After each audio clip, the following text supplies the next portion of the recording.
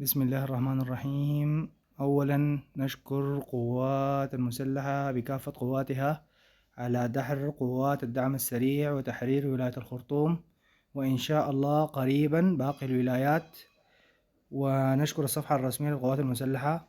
ثانيا نبشر سكان ولاية الخرطوم بأن الوضع أمان واطمئنان، وننصح مواطنين ولاية الخرطوم أن يعودوا إلى منازلهم، ونشكر الله على نعمة الأمان.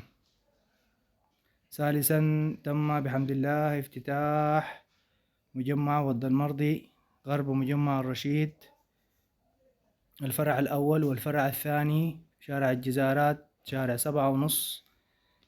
وقريبا إن شاء الله سوف نعلن افتتاح بقالة سوبر ماركت وضد المرضي في أبو آدم شارع شرك، وسوبر ماركت وضد المرضي شارع الجبل جنوب بنك الخرطوم. ونطمئن شعب الكلاكلات بتوفير جميع مستلزمات الأسرة